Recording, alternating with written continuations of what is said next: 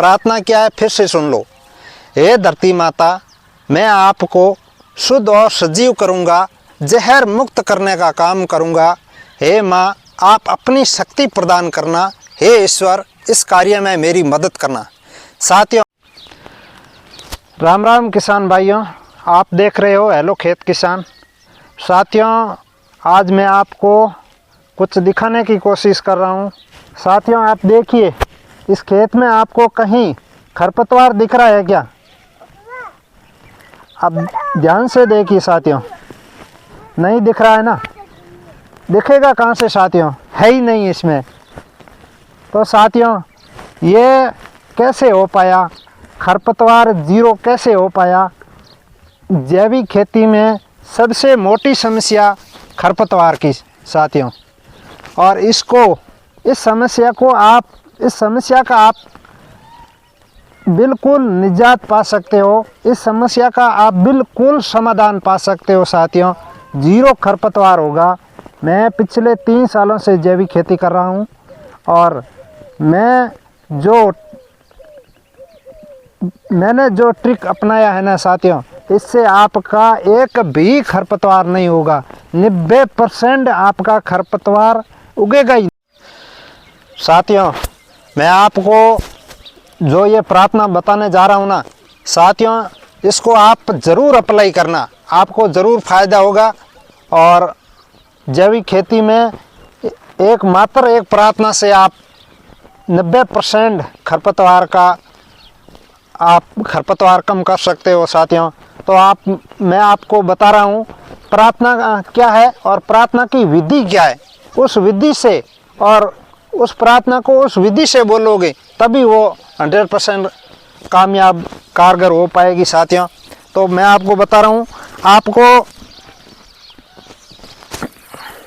सीधा जब आप ये प्रार्थना करनी कब है साथियों? ये प्रार्थना जब आप खेत में बुआई कर रहे हो, किसी भी धान का, किसी भी अनाज का, जिस समय बुआई कर रहे हो उस समय पहले आपको प्रार्थना करनी है और फिर बुआई करनी है।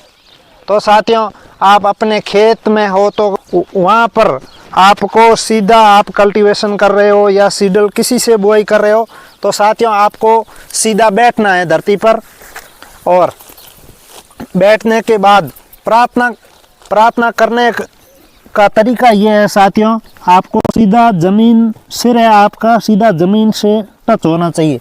इस विधि से करोगे तभी आपकी प्रार्थना कामयाब हो पाएगी और 100% आपकी प्रार्थना। तो साथियों, प्रार्थना क्या है? प्रार्थना करते समय जिस आप अनाज की बुआई कर रहे हो, या साथियों जिस भी अनाज की बुआई कर रहे हो, जिस भी धान की बुआई कर रहे हो, उस अनाज का आपको नाम लेना है साथियों।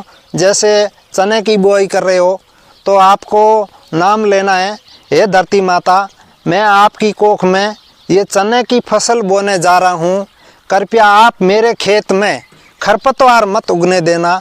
हे धरती माता, मैं आपको शुद्ध और सजीव करूँगा।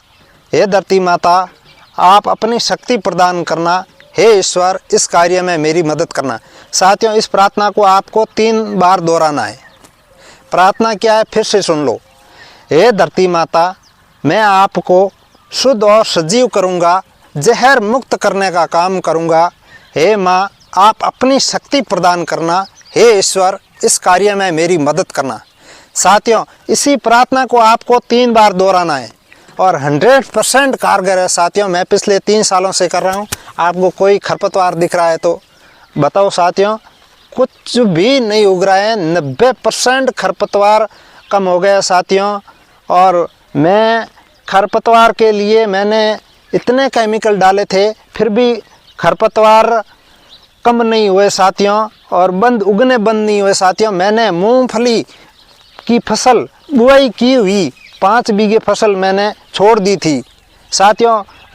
मजदूरों ने भी, लेबर ने भी हाथ खड़े कर दिए थे कि ये खरपतवार, ये कचरा साहब हमसे नहीं निकलेगा। तो साथियों, ऐसी स्थिति थी।